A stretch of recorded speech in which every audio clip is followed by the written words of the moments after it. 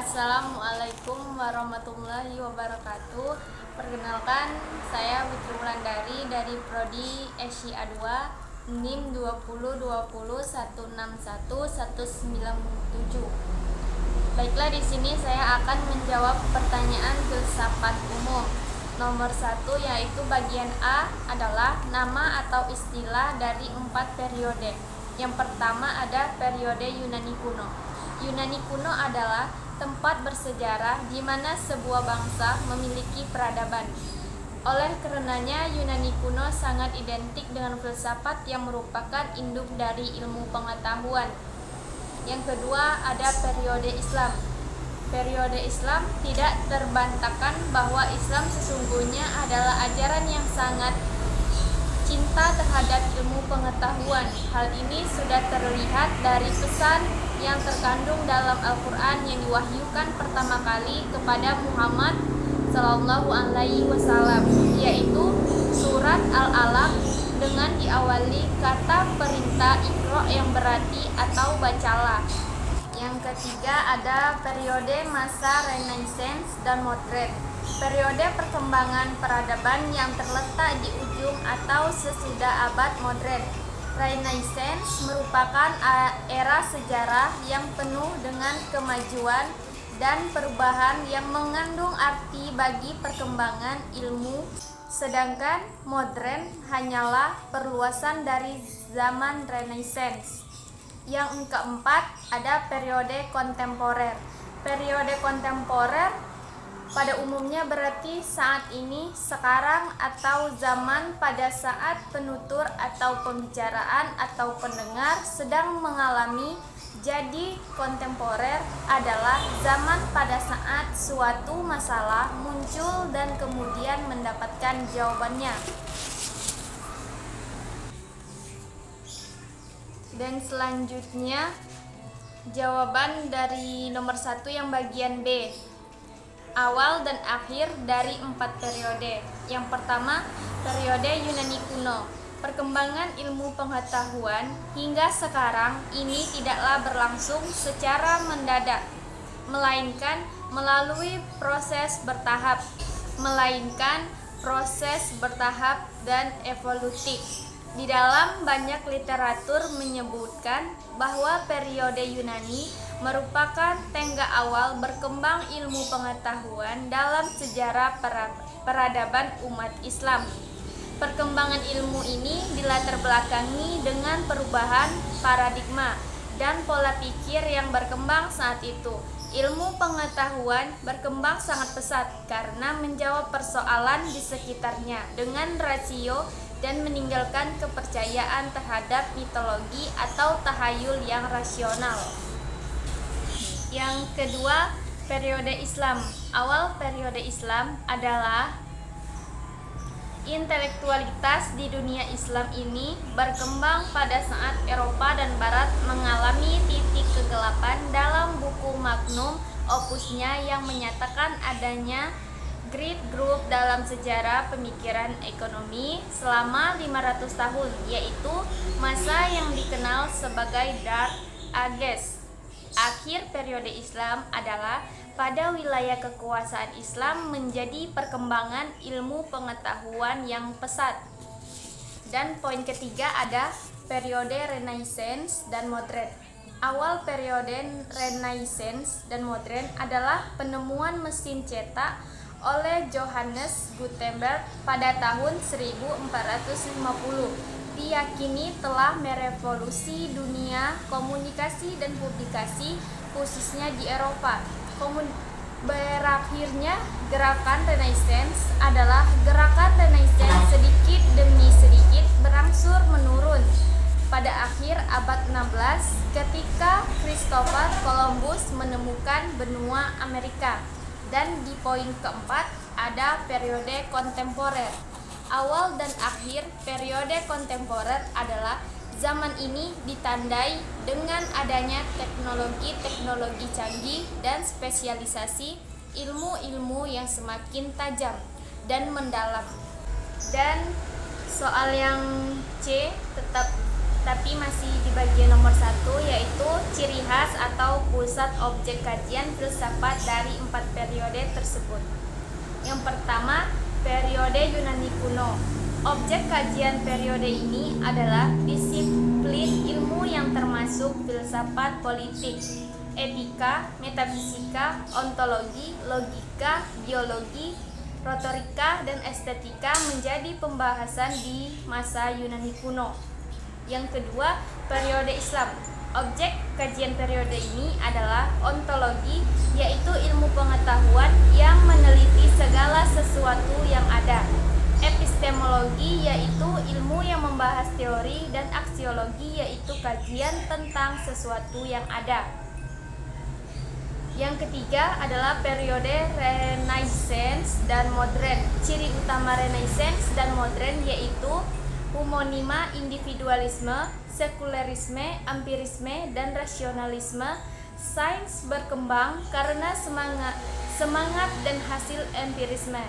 Sementara Kristen semakin ditinggalkan karena semangat humanisme. Yang keempat, periode kontemporer. Objek kajian periode ini adalah ditandai dengan adanya teknologi-teknologi dan spesialisasi ilmu-ilmu yang mendalam.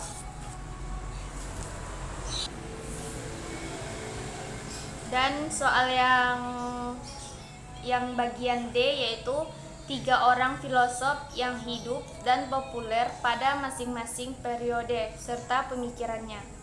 Yang pertama, Sokrates berpendapat bahwa dalam mencari kebenaran itu ia tidak memikir sendiri, melainkan setiap kali berdua dengan orang lain, dengan jawab tanya, orang yang kedua itu tidak dipandangnya sebagai kawannya, melainkan sebagai kawan yang diajak bersama-sama mencari kebenaran.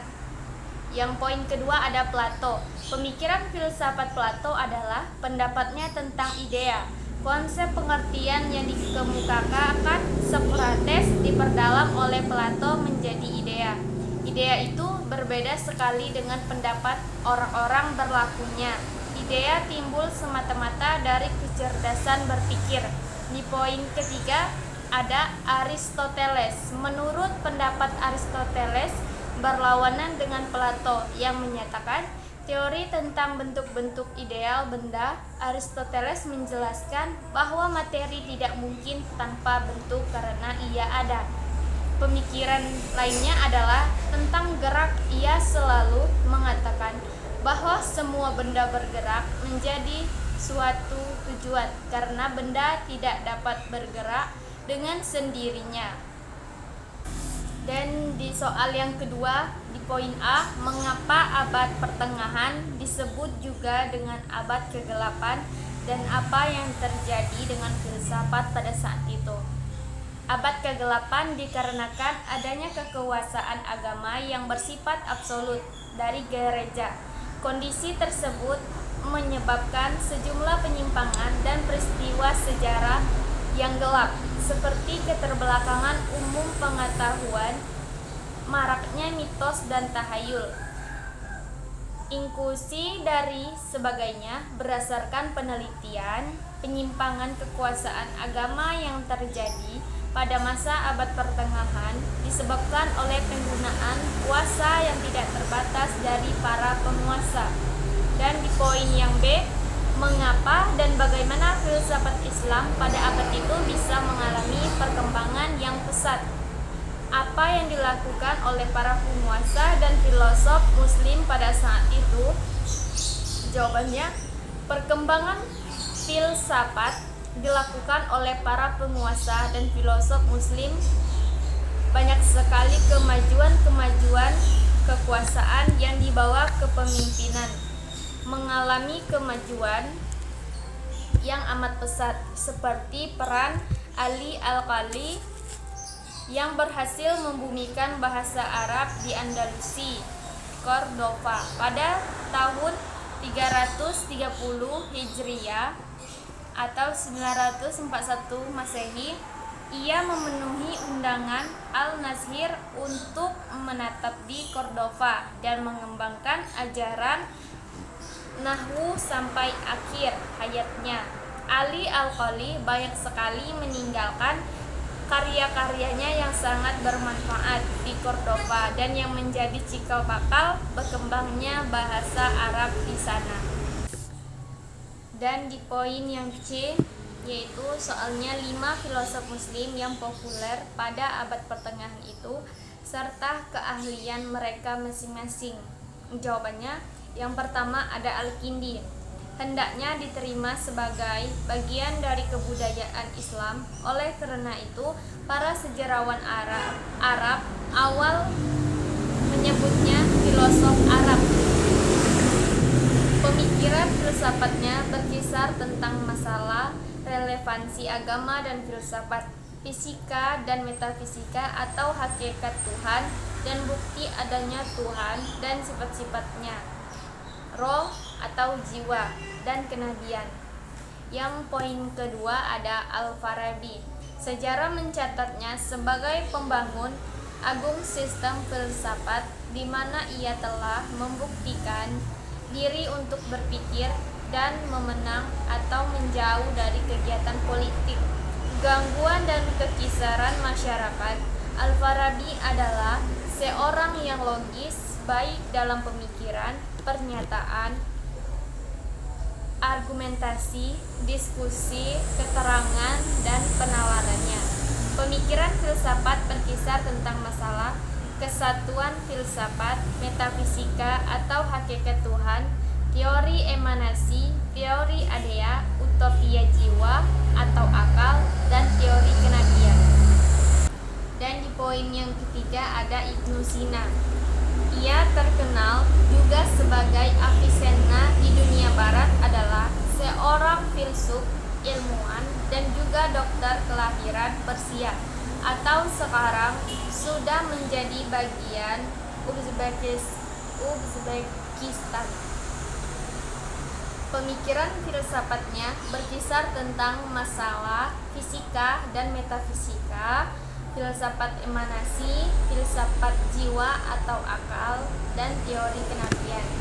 Yang poin keempat ada Al-Ghazali. Pokok pemikiran dari Al-Ghazali adalah tentang tahafutuh al-falasifah atau kerancuan berfilsafat, di mana Al-Ghazali menyerang para filosof-filosof Islam berkenaan dengan kerancuan berpikir mereka. Dan di poin kelima ada Ibnu Rushd. Dalam bahasa Arab Ibnu Rushd dan dalam bahasa Latin Averroes adalah seorang filsuf dari Spanyol atau Andalusia. Salah satu pemikiran Ibnu Rushd adalah mereka yang membela para filosof dan pemikiran mereka dan mendudukkan masalah-masalah tersebut pada porsinya dari serangan Al-Ghazali. Untuk itu, ia menulis sanggahan berjudul Tahafut al-Tahafut. Dan jawaban dari nomor 3 yaitu pandangan Islam tentang filsafat ialah sejarah tentang membuktikan bahwa berkat Islamlah maka filsafat itu dapat berkembang dengan baik dan mempunyai kedudukan yang terhormat dalam dunia ilmu pengetahuan. Dan Islam pula lah yang sesungguhnya yang menyelamatkan filsafat Yunani dari saat-saat hampir tenggelamnya.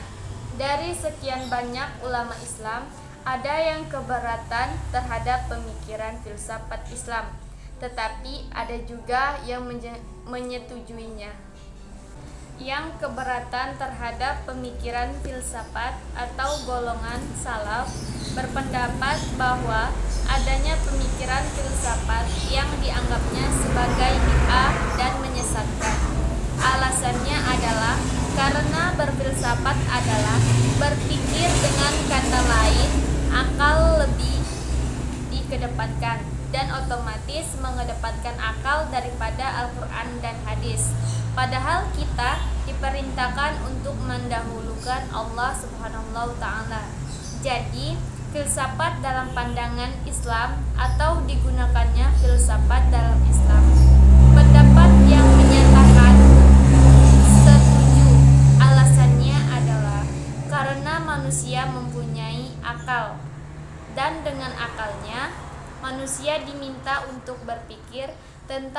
apapun yang terjadi di muka bumi untuk menambah keyakinan akan kekuasaannya. Sedangkan pendapat yang tidak setuju menyatakan alasannya bahwa dalam filsafat yang dikedepankan adalah akal dan pasti menyebabkan meninggalkan Al-Quran dan hadis, karena dalam Al-Quran surah Al-Hujurat ayat 1 kita disuruh untuk mendahulukan Allah Subhanahu wa ta'ala. Di soal yang keempat, yaitu konsep kebenaran realitas yang ditawarkan oleh aliran filsafat idealisme dan materialisme. Yang poin pertama atau yang A adalah aliran idealisme. Aliran idealisme kenyataannya sangat identik dengan alam dan lingkungan, sehingga melahirkan dua macam realita. Pertama yang tampak yaitu apa yang dialami oleh kita selaka makhluk hidup dalam lingkungan ini, seperti ada yang datang dan ada yang pergi, ada pula yang hidup dan ada pula yang mati. Kedua, ada realitas sejati yang merupakan sifat yang kekal dan sempurna atau idea, gagasan dan pikiran yang utuh. Di dalamnya terdapat nilai-nilai yang murni dan asli. Kemudian, kemutlakan dan kesejatian kedudukannya lebih tinggi dari yang tampak karena idea merupakan wujud yang hakiki. Prinsipnya, aliran idealisme mendasari semua yang ada, yang nyata di alam ini hanyalah idea. Dunia idea merupakan lapangan rohani dan bentuknya tidak sama dengan alam nyata seperti yang tampak dan tergambar. Inti yang terpenting dari ajaran tersebut adalah manusia menganggap roh atau sukma lebih berharga dan lebih tinggi dibandingkan dengan materi bagi kehidupan manusia. Dan di poin yang kedua atau yang B adalah aliran materialisme. Berpendapat ini berpandangan dengan bahwa hakikat realisme adalah materi, bukan spiritual atau supermanual.